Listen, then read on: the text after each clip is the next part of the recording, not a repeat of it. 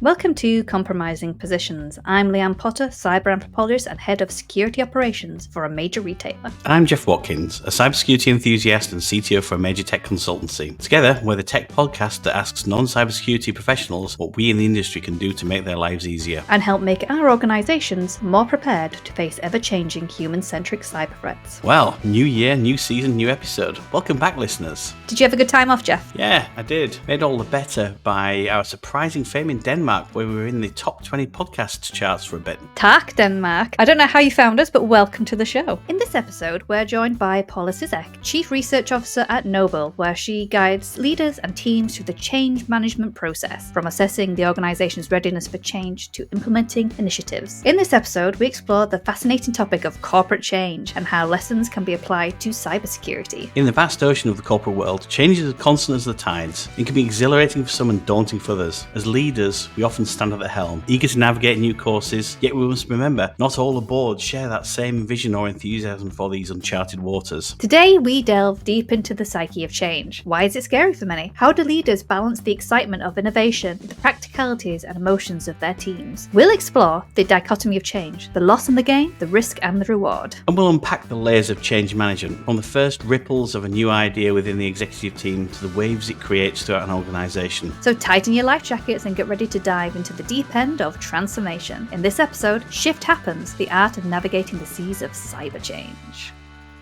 I'm very excited today. We have got such a wonderful guest. I had the pleasure of speaking to Paula before we recorded this podcast a couple of weeks beforehand. I've just been thinking about the things she's been saying ever since, and I can't wait for her to share her experiences and her journey. But who better than to say what you do all day, Paula? So tell the audience a little bit about yourself. Well, first of all, we were just talking about vishing before we started recording, so I don't even know if this is me, right? This could be my voice just telling you something that I do. But whoever I am, no, I'm Paula, and I'm Chief Research Officer at Nobl. And what we do is we work with companies that are going through a change in behavior. Essentially, they're changing their strategy. They have a new vision. They're growing. There's a new challenge that they need to tackle because the market has shifted. And we help those companies actually learn new behaviors and adapt new ways of working so that they can better operate in that new environment. We do culture change, but a lot of times people think culture is too fluffy, but culture is just how you work. And so that's what I do. I go in and I help companies figure out how we're going to work in this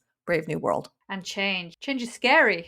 Change is scary for a lot of people, and I can totally see why businesses would want to hire someone like yourself to help them on that journey. What do people, obviously they seek out your services, but what do they tend to think about change in the broader sense before they start working with you? Well, it depends on the individual. The leaders that we speak with, of course, are usually really excited about change. They have a vision for the future. They're motivated. They want to do things differently. The challenge is that not everybody shares that same vision. And of course, there's always the problem that change, even if it's right, even if it's for the best reasons, also involves some element of loss. Now, a lot of times when we think of loss, we think of it maybe in our personal lives, but we see it in the workplace as well. So some of the most common types of loss that we'll see when we're talking about changing behavior at work is loss of time and competence. If you have to learn a new way of doing things, you're just going to not be as good at it as you used to be. And that means it's going to take a lot more time. And if you aren't getting other things deprioritized,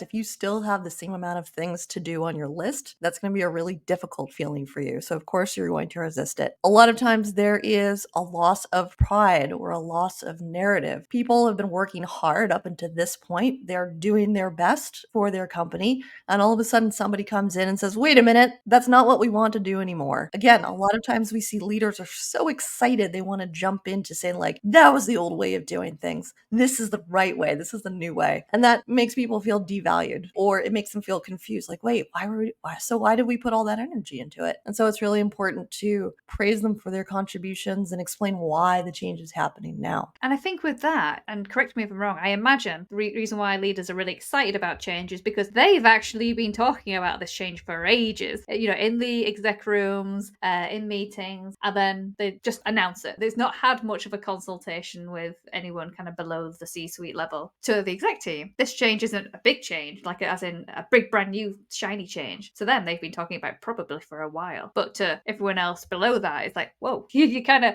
messing with my universe here. Is that what you're seeing? Or Yeah. is it getting better? Yeah, we always say that leaders actually have to start at the end, because when leaders decide to change, they actually go through the ending and they make the decisions, right? Talking about loss of control. Often they're the ones calling the shots, and people who are on the end just feel like change is being forced upon them. It's happening to them. So we say, look, leaders, if you want to bring people along on the journey, one, it's important to acknowledge they're not in the same position. You've had time to come to terms with the change that's happening. You've shaped the change, and now you're announcing it. But people are at the very beginning of that. So you need to bring them along on the change, give them options, see if there's ways you can pull them in earlier, and actually give them an opportunity to transition, to make that transition, to acknowledge the end, get excited about the future, and to realize, unfortunately, it doesn't happen overnight. People aren't necessarily good at drop of a hat. You wake up one day and you're like, I'm going to do everything differently. Or if you do see if that happens, it's not long lasting. The first time you'll have a challenge, people will just sort of give up.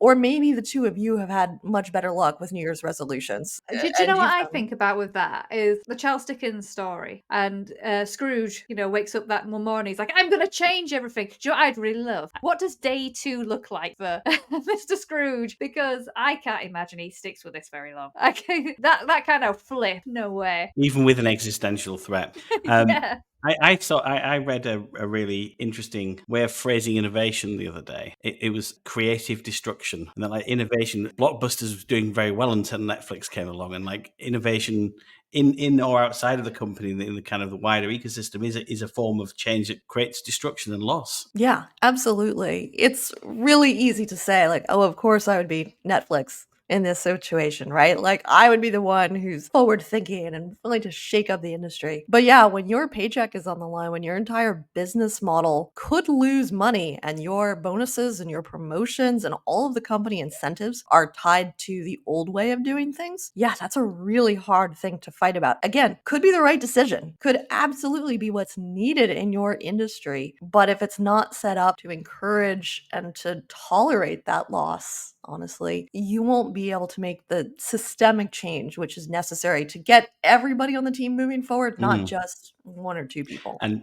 I think when we talk about getting everybody on the team moving forward, I don't know how much experience you've had in your time in this kind of role is security teams. I think security teams, changes risk, and sometimes that moves slowly and with a great deal of suspicion. Have you had many dealings with security teams, and how that kind of affected business change? So we don't work directly with security teams as much.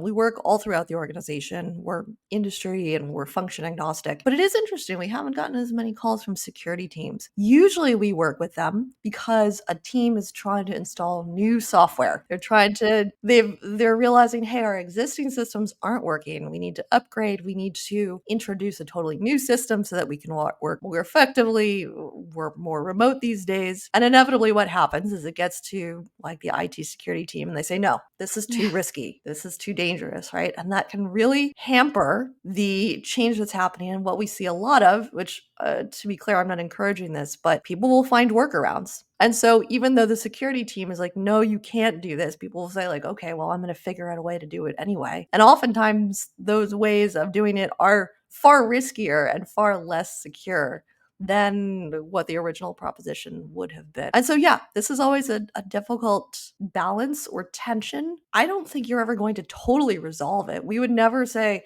throw caution to the wind. It's always a challenge to balance those tensions and identify what are the trade-offs, what makes sense in this given situation, and what are the real risks that we're facing. Because a lot of times it's not necessarily a detailed assessment of what the risks are. It's sort of just a blanket, no, we're not doing this because it's risky. So yeah, exploring that and understanding Sometimes you can't. Sometimes really it is too much of a risk, and that's okay. You could say like, no, this is a risk we are not willing to take. But if you say that to every proposition that teams come up with, they're probably going to try and find ways around you. And I wonder if, in the work you do, you've actually seen that, maybe not in a context of security, but you're coming into an organization to help implement change. And I know when I've worked in organizations that have huge change propositions, and if you're not on board with that change, you don't agree with that change, you're going to say, well, it can't be done this way, and you can't do that. So I imagine that you've probably come across instances where the people you're trying to help through this journey have thrown things that you say, no, we can't do this way. It doesn't have to be security related, but how have you dealt with those kind of, I'm putting blockers in for blockers' sake? Because it's self-preservationist, I imagine, that people don't want things to change, so they will make excuses for things that cannot change. So the first thing that we do is we actually try to counsel the leaders that we're working with to not automatically assume that it's an excuse, right? Which is really hard because, again, if you're a leader, you're motivated to make change. You want to do things differently. And so to you, it sounds like people are just making excuses, right? Like they just don't want to make the change. That's it. These people are old-fashioned, they're sticking in the mud, they're lazy, whatever. You can come up with a lot of reasons for why they don't want to change. And sometimes that's legitimate. Sometimes people really just don't like the new way of doing things. But sometimes those reasons are correct. Sometimes people do have legitimate reasons for why this change is a bad idea or why it's risky or why we shouldn't do it. And so the first thing that we would encourage leaders to do is take a step back and not even be more objective, but try and get more curious, try and be more empathetic about that person's position and explore, okay, why are they experiencing this resistance? What is in their way? And how do I help them navigate that? How do I remove that particular barrier? A little bit of a plug here. We actually identified about 25 different reasons/excuses why people resist change, and we put them into a card pack called change barriers. They're kind of like tarot cards. And so when you're hearing these reasons, or like I said, excuses for why change can't happen, it helps you identify, oh, that's why they're experiencing this resistance, and here's how to overcome it. But yeah, I think the first step is to not automatically assume that people are against change and that they might have valid reasons for their resistance. Well, Paul, I need to know more about these cards, because I know Jeff is keen, I'm keen. Anything kind of you can use as a tool, I'm always really keen. So tell me more about these cards. So like I said, this is because we've worked with so many teams and we kept hearing some of the same challenges that would come up time and time again. And so we were like, all right, well, maybe there's something here. Maybe we can figure out a way to help leaders overcome it. And so what we've done is, like I've said, we've identified sayings, reasons that you might hear coming from your team, such as, like we were just discussing, we can't do this, it's going to cannibalize our business. Like the Netflix Blockbuster example, this won't be a popular move, right? You know, there's going to be politics involved and that's going to be really messy. You'll hear people say, you know what, this is great, we're on board with the change, but we have other priorities right now, we can deal with this later. We don't have the resources, we don't have the skills.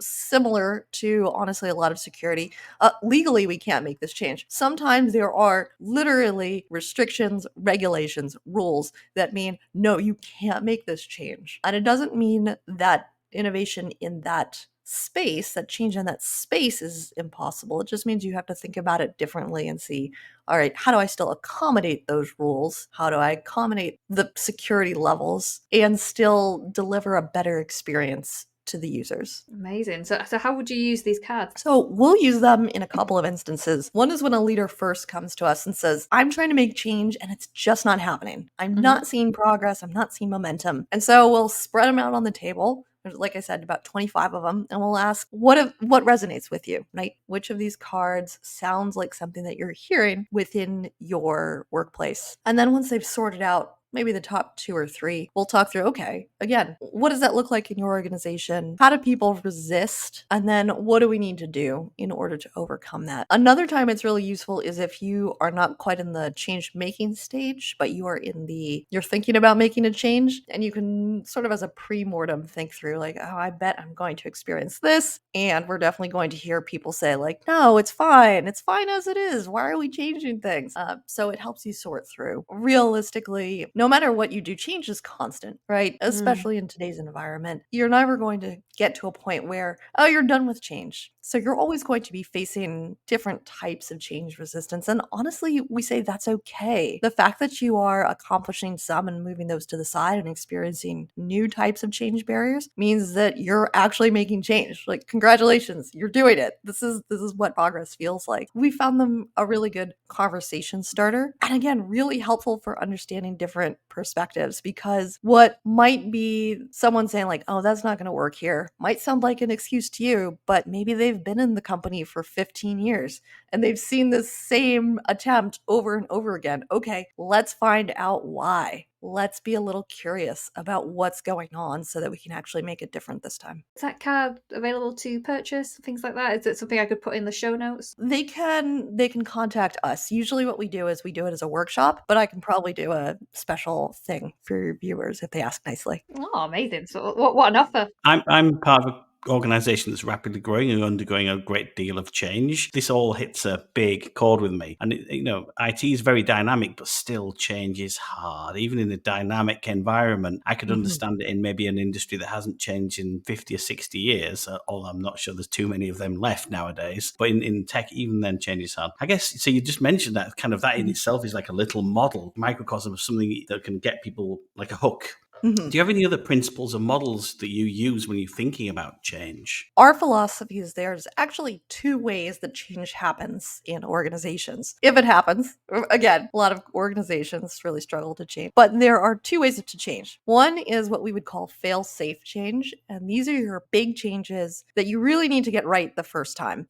Think of your reorgs. You don't want to be doing a reorg every 6 months. You want to get it mostly right. People don't like being reorged and moved into boxes. But the good news is that most changes that happen within an organization are what we would call safe to fail. These are choices that actually benefit from iteration. This is all of your process and your decision making. This is really the day-to-day of how the work gets done. And so whenever organizations are thinking about, okay, how do we change? How do we become more adept and respond appropriately to the changes in our environment, we say, what can you do differently today, right? Like, what are some smaller changes that you can experiment with to see if it works? And so that's what we'll do. We call it starting with a skateboard. We've stolen this from Spotify. It's the idea that if you want to get from point A to point B, you could build a Cadillac, you could build a very fancy sports car, but I personally have never built a car. So it's a very, very sharp learning curve. It sounds very expensive. I know I'm going to have to get like 4 wheels and then the axles, and then there's like a chassis, and we've got to deal with all the electronics. And I haven't personally dealt with like a car engine before. Congratulations. 6 years from now, I've built my first car, and we get in and we get to point B, and it's like, oh, the market has moved. The market is now at point F, and I have now spent millions of dollars and a lot of time and a lot of frustration building this car that doesn't even go where I want it to go. Whereas if I were to build a skateboard, if you were to give me 4 wheels and a plank of wood, I could actually build that in 15 minutes. I can guarantee that because I did it. There was recently a skateboard building activity at a conference I went to, so I can tell you that any idiot, myself included, can build a skateboard in 15 minutes.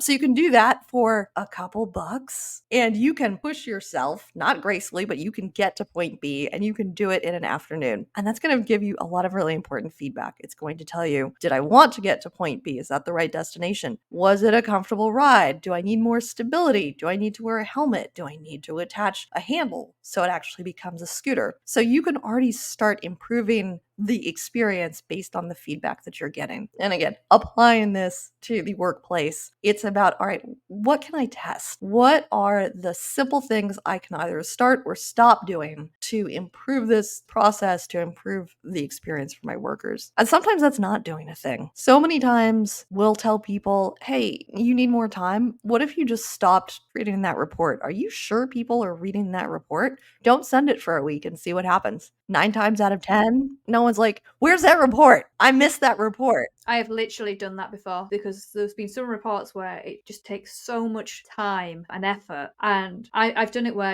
maybe I've gone on annual leave and I'm like, I'm not going to actually delegate this task. I'm going to see if anyone notices. And then you come back from annual leave, nobody says anything. You leave it another week, nobody says anything. I have rechecked and sort of stopped gone. It's been a couple of weeks, you've not had this report. Has this impacted your life in any way? And they go, oh, didn't even realize. And all that time and wasted effort. And it's about identifying, working smarter, not harder. But when you were talking then about building a skateboard and to sort of bring it back to, I think the reason why I got you onto this podcast is because I think cybersecurity handles change badly. And I think not only do we as an industry handle change badly, but also we don't make change easy for the customers we're serving. And our customers is big C. Customers is our internal employees and colleagues that we're trying to protect, our organizations we're trying to protect, and our actual customers who use products and services that said company builds. And I was just thinking, and I remember when we had our first initial chat and you said something amazing. It was just like a total mic drop moment. And you said, why start with Fort Knox when knock on the door will do? Yeah, why do we build Fort Knox to start with when we don't even know if Fort Knox is what's necessary? Maybe we do just need a little tiny padlock and that will be enough.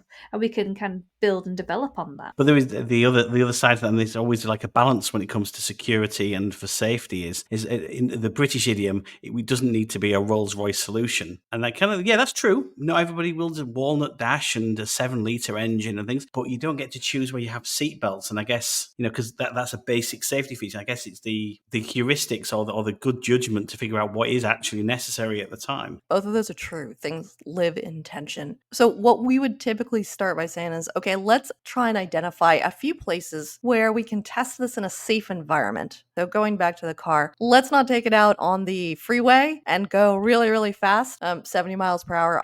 So we would say, like, look, don't take this out on the freeway to start. It is don't start on the autobahn. It is finding a area of your company. Again, maybe that is with one client. Maybe it is internal and you're just using it with one group and you test it out for a week or two and you start to identify, oh, okay, this is not working, or, oh, this is what people tend to do. We need to accommodate that. The idea is to find some environment, some context in which even if everything goes wrong, everything blows up, it doesn't actually have that much of an impact on the business. It's something that you can say, like, ooh, that didn't work, but you can a little paste, a little paint, and it's fine. It's as good as new. And so that's really why we look for safe to fail change. That's why we call it safe to fail. So that even if everything goes wrong, it's okay. It's not going to have a lasting, permanent impact on the business. And I would agree with that because I think some of the security controls put in, we could take the time. Obviously, there is some security controls, like something big happens, we have to act really quickly. We have to change things. Sometimes there is literally vulnerabilities in our system that have just appeared. Action, people get up in the middle of the night to fix that, get that. But then there's some things like, oh, we're about to put maybe a new service live, and there's some controls we would like to put in place there. It doesn't go live for a couple of weeks, maybe a month or so. Actually, let's have a consultation with how we can best serve these controls, how we can articulate this change that is coming. Maybe someone's always had to work in a certain way, but maybe we're introducing, for example, two-factor authentication to this process and really communicating that change. So what let's use that as an example. I'm putting in a new service. You've not had to use two-factor authentication before. How would I communicate that the importance of this, because I think it is important, but to this other person, it's another step that's preventing me from doing my job. So how do I communicate this change? Great question. So again, I would try and bring the end user in as soon as possible to the conversation and to always be thinking about what's in it for them. It is to understand, oh, okay, this person is really interested in protecting sensitive client information, right? Because if the client information gets out there, their lives are going to be a lot more difficult. It could damage the relationship. Or it could be that two-factor authentication is available because now you can work remotely and you can work from wherever you want. I don't know in this hypothetical what the positives are, but I'd be thinking about what are the benefits? Like, why are we doing this as a company?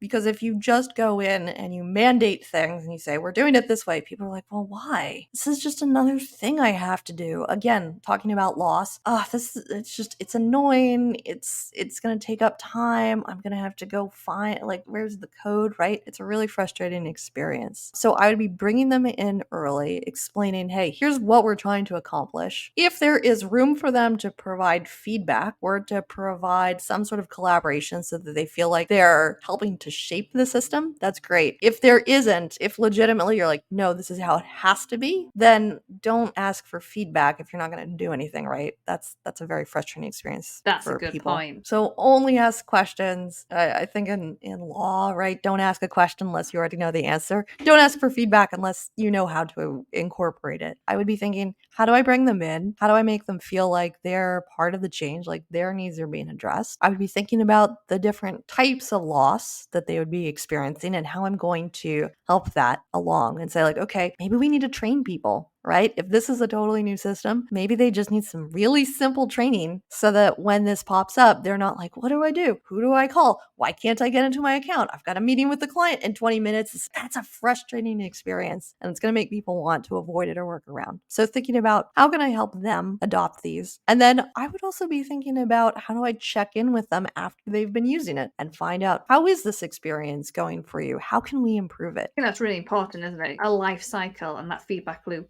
should continue on. There's one thing to ask for feedback up front and then implement change and then not see, did it work how we said it was going to work? Has it impacted you in any new way that we didn't account for? Even if we think we've caught all the concerns and fears prior, has something that none of us anticipated come up? And I think that's incredibly important to kind of check in there. You can't ultimately make people want what you want. I'm sorry if that was what you thought I was going to tell you. Like, here's the magic key to getting people to fall in line automatically with your security recommendations. People are going to want what they want. But what you can do, and this is just the basics of negotiation, is figuring out, okay, what is it that they want? What is it that I want? Where is the overlap? How can I find the win-win situation? Or even if it's not win-win, not lose-lose, right? Let's try and find some common ground for why we're making this change. That will make people more willing to at least hear you out and to get on board with it. Absolutely. And I did read somewhere, they said good negotiation isn't about you coming out better than the other person. It's about both parties leaving feeling good. And I think that is so incredibly important. So what kind of negotiation skills have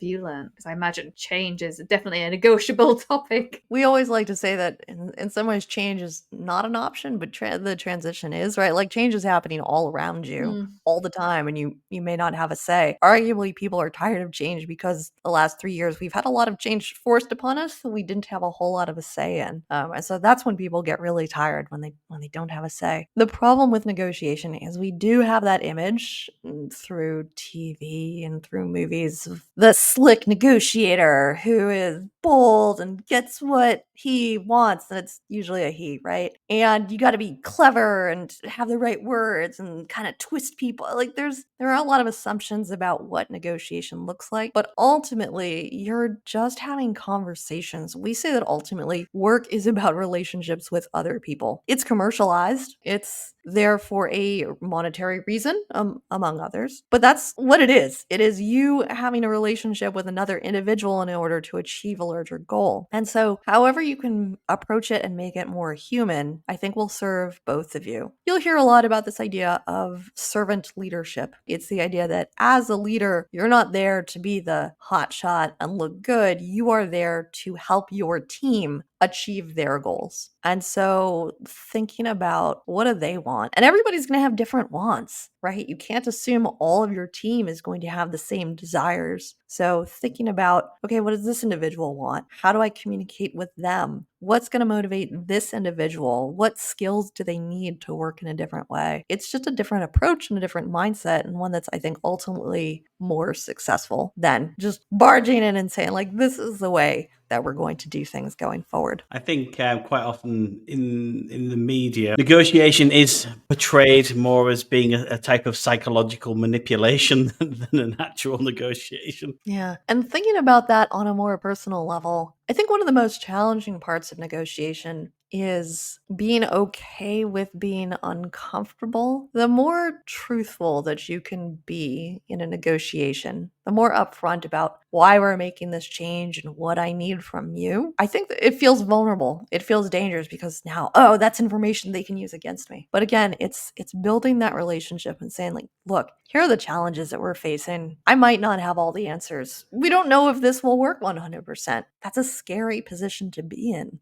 as a leader. You're supposed to know, you're supposed to have all the answers, you're supposed to be right. But working with people to figure out, okay, what is the best thing we can do in this situation? What ideas do you have? How can we make this work? Is, I think, really important to real change, to not people just saying like, yeah, I'll do it, and then not doing it. Because that's another thing. It's not really negotiation. You haven't won until the behavior has changed. Absolutely. And what I was just thinking there about, there's a lot of fear about giving too much away. And when I think about security negotiation, so if we were to apply this, for example, new changes coming in, I need to know, one thing I talk about recently is like sinners make the best saints, and that I need to know the not bad stuff, but the kind of workarounds and stuff that you're doing in order for me to protect against that. And the only way that you're going to tell me about that is if you have psychological safety to do so. And when I was just thinking about then what you were talking about, the negotiation skills, if I am coming this discussion as a security person and with my stakeholders who are non-security people, how hard is it going to be for someone who's a non-security person to say, actually, yeah, I do engage in risky behaviours, either because the controls you put in place don't help me, or because there's not been that education and awareness on that, or yes, I do know, but I've got a job to do, I've got targets to hit, I've got deadlines to meet, security isn't my priority. But how do you have those like open, honest discussions if what I'm asking you to disclose to me as a security person is something that cognitive distance is not right? It's a really tough thing to kind of get right, and I think probably be able to tell me if I'm right or wrong. You really need to build that psychological safety for people to have that open and honest transactional conversation about, I know I'm doing wrong, but maybe you can help me get onto the right path. Yeah, and let's just maybe define psychological safety. I don't know if all of your listeners know what, but it's this concept that one of the key elements of a high-performing team is psychological safety, which means people feel comfortable, they feel they can take a risk in their environment, and they won't be judged by the rest of their team. And that doesn't mean showing up to work with a crazy new hairdo, right? A mohawk and it's dyed purple. Although, hey, maybe it does in your organization. But no, what it typically means is, hey, I have a new idea that we haven't tried before. Can we try it? Or it means, hey, I have bad news. We missed a deadline. There's a hole in our security. What are we going to do about it? If people don't feel comfortable bringing those bad things to you, if they don't feel comfortable having a conversation, it's just going to get buried. It's just going to be hidden. It can build up over time and lead to some real challenges. So the question then becomes, okay, well, how do I do that? It doesn't happen overnight, especially if you've had a more, shall we say, antagonistic relationship with your teams. Just going to them tomorrow and saying like, hey, I've decided we should be psychologically safe. How are you messing up my system? Again, negotiation. You can try it. Let me know how that goes. But it is really thinking about, okay, how do I start to create those relationships? This sounds small, but we call it a check-in. And this is one way. It's at the beginning of a meeting. It's actually starting to build that human connection and saying like, hey, what are you bringing with you? How is your week going? I'm putting a time limit on that. Like, don't take the whole meeting, like 1 or 2 sentences. What are you bringing with you? You know what? My kid's been sick, so I might have to run out of this meeting if I get a call from the doctor, right? Or like, oh man, we have a major deadline in 20 minutes. Can we postpone this, right? Allowing people to share what is involved in their lives gives you some better understanding of where they're coming from. And again, establishes those relationships as like, oh, this is a person. This is not just a role that I have to deal with. And then I would also be thinking about what are, again, the safe to fail baby steps that I can take. Where are things that I can offer something for them to step into? What are safe questions? Are there areas where like everybody already knows this protocol isn't being followed? So whatever, if people admit to it, it's fine. And then I would be thinking about, okay, what happens when people tell me something? Do I get upset? Do I say, all right, well, we're going to have to file a report about this, right? What is the reaction that happens when they share something that is vulnerable, that is not what they're supposed to be doing? If you can make it so that the reaction is tempered and appropriate and doesn't feel like a punishment, that's going to make people feel more comfortable to step forward and say, hey, this isn't working as we intended, or I need help here. What can you do for me? And that just reminded me of an activity I do. So I'm part of an improv troupe. And when we do rehearsals, you do rehearsals for improv. You don't actually rehearse what scene you're going to do on stage, but you rehearse the games. At the start of every session, the improv leader will turn around and say, is there any things that are no-go areas tonight? Is there anything, if the scene gets physical, where do you not want to be touched?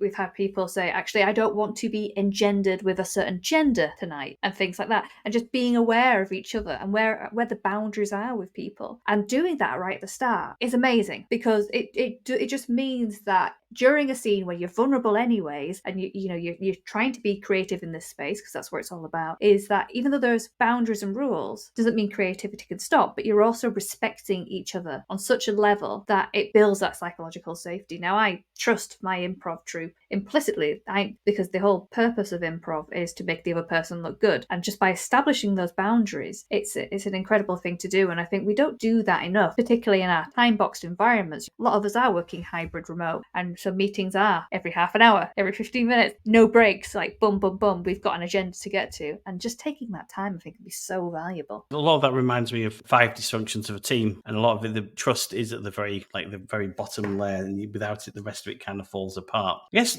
change, do you have to do kind of a lot of, I guess, almost like systems design when it comes to designing or helping clients with change? So the answer there is yes. A lot of our thinking is influenced by complexity science and network theory. But spoiler alert, it's not usually what I lead with when I'm talking to a team or leaders, and certainly not what I'll introduce at a party, because those can sound like very scary and tech words, and then it sounds like, oh well, I have to design for this system. So yes, that definitely influences our thinking. But again, we're always looking for what are the practical implementations of that? What are the implications of that? And so with systems, for example, it's the idea that everything is networked, everything is connected. You don't really know how things are going to be impacted or changed until you do it, until you make the change. A lot of times with organizations, historically, you will get big consulting firms in who'll make these long, drawn out assessments, and they'll talk to every single person within the organization, and then you'll result in a deck which is 100 slides, and it'll have 20 recommendations. And you're like, is this striking a chord? And then they leave that deck with you, and they're like, here's what we would do. Good luck. And then honestly, by the time you're done with that assessment, it might have taken several months. Like, the situation has already changed. You have new people in. And so our bias is for action. Like, yes, we'll chat with people, we'll interview people, because we want to, again, establish those relationships and become a known, trusted entity. But what we'll push to do is get in and start working with teams to make change in a controlled environment, small changes in a controlled environment, and see what actually happens. And then when it does happen, say, okay, let's do a retro, right? Let's look back on that. What worked well? What didn't work well? What do we want to try on our next iteration? That is more important, and most importantly, actually teaches people how to change. Our goal is to actually increase teams' capacity to change. How do you deal with ambiguity? Honestly, how do you start? We've worked with even senior executive teams who don't feel comfortable taking the first step because they're so used to the CEO directing them where to go. And so taking that initiative and being willing to, again, take a risk, a small one, is a skill that all organizations really need to develop if they're going to be able to respond to our, fill in your buzzword here, uncertain, VUCA, etc. environment. I love that. I remember another thing we talked about in our pre-chat, and you said risk versus uncertainty, and they're not the same thing. Tell me a little bit more about that. So risk is actually known odds, essentially. It's when you know, okay, we have a 1 in 30 or a 1 in 200 chance that something bad is going to happen. And chances are you also have some guidelines, some guardrails about how you can respond to that. So if you get into a car, you have a 1 in X thousand chance of being in an accident. 1 in 30,000, who knows? So we have rules, we have airbags, and we have seatbelts, and we have driving regulations, right? Which try and help you mitigate the risks that you'll be in an accident. Uncertainty is when you just don't know what's going to happen. You have no idea what the odds are. It could be 1 in 2. It could be 1 in 100,000. It's a new experience that you've never gone through before. You really don't know what's going to happen. And so that's a different situation. It's that ambiguity where people don't know. And a lot of times what happens is that teams will think, or leaders will think, that they know, okay, this is a risky situation and we have to proceed in a certain way. But actually, you're just in an uncertain situation and you don't know what the results are going to be. But they won't move forward because they don't know, and it feels risky. It feels uncomfortable stepping into the unknown. And so then again, it becomes what small steps can we take? How could we test this knowing that we actually don't know what we don't know so that we can still make progress and we can still improve things in a way that is safe? I want to make it really clear. Fear is okay. Like, we've dealt with a lot of teams, and if we're moving forward, and they're like, I don't know, this feels risky. We'll stop. We'll stop and explore that. We'll be like, okay, why does this feel risky? Maybe do some scenario planning. What could happen here? What are the risks? Especially with experienced teams, like, they've seen a lot of things happen. Like, let's respect those instincts and explore those a little. We're not going to be the team who's like, no, just go for it. Fight through your fears. Like, there might be a reason. Sometimes that fear might just be you. It might be uncomfortable for you personally because it's new and you haven't done it before. In which case, okay, we'll say, okay, like, how do we make this safe for you? How do we make you feel like, okay, I can take this risk and it's going to be all right? Because leaders who are acting, who are scared and fearful, are not going to be in a best position to support their teams either, right? You're going to be on edge. So it's acknowledging and respecting the feedback that you're feeling as an individual, as a team, and also working through it. Again, it doesn't mean this feels risky, let's stop everything. But it says, all right, this feels risky, this feels uncertain, we don't know what's going to happen. Let's explore that. Let's put some guardrails or precautions into place so that we can avoid worst case scenarios. And then let's move forward in a way which feels supported, feels like, okay, we can manage this risk together. Going back to a couple of minutes ago, you mentioned talking about retrospectives or kind of postmortems on things. Do you often run pre-mortems on changes? And how would you go about that? Because I think not a lot of people do that, and it might be a new concept for some people. We do a variation on pre-mortems. We'll do two, depending on how the team is feeling. We'll either do a regular pre-mortem where we'll say, okay, let's project ourselves into the future. And everything has been a total disaster. This project is a flop. What happened? What does it look like? What does it feel like? And this is always fun. People always have a really easy time coming up with like a lot of the ways that things could go wrong. And then we'll say, okay, that's what happened. What can we do to prevent that? This is not an exhaustive activity. It doesn't help if people are like, aliens, come down, right? Like, asteroid, civilization. That's not the sort of pre-mortem. We're just looking for things that are common, that they've like seen before within their organizations, that based on their experience, they see like, oh, this could be a problem with this implementation. So what are the common and also impactful things that could happen in this scenario? And then just, again, identifying a few small things they could do now to prevent that from happening. Or if they do see it happen, how are you going to address that so that it doesn't become a much bigger issue? And then the flip side of that is we'll say, okay, let's do a positive pre-mortem. This has been a success. What does that look like? And this is always fun because now people get to think about all the good things that could happen. What did we do? How do we operate so that we get that desired outcome? What can we do now to start making it a success? And again, these are usually not like huge major changes. It's things like, you know what, we should be doing as a leadership team check-ins every 2 weeks just to make sure this is moving along and we're not seeing any problems. Or it could be that, hey, we need to put together a checklist to make sure we don't miss any of the major steps while we're doing this implementation. Let's make sure we get all the basics done. So really simple things that your team can apply, honestly, within the next like 2 weeks, and checking in on that and making sure it's moving forward helps set teams up for success. Can you just leave us with a couple of hints, just a couple of tips? Like, imagine if a cybersecurity team, they're the ones quite often needing to make, in some case, enforce change in some way, maybe introduce is a softer word, a few tips that they can take away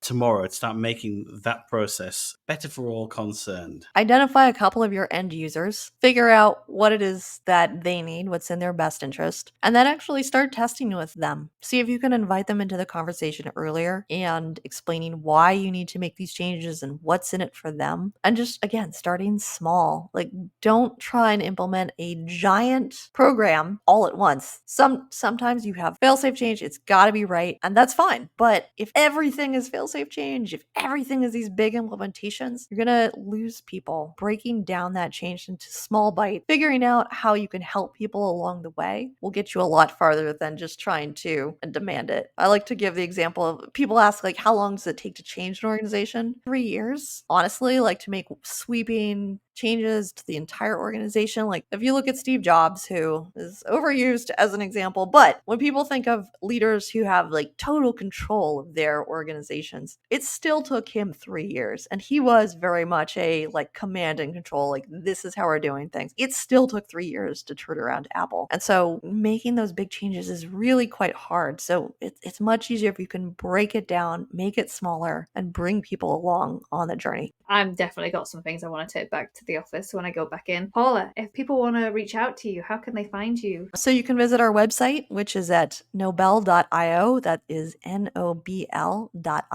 And of course, please feel free to reach out to me on LinkedIn. I am Paula, last name Cizek. As far as I can tell, there's only one of me, so it shouldn't be too difficult to find me. I like talking about change and making a difference, so love to connect with interested listeners. Yar, my listeners, ahoy there!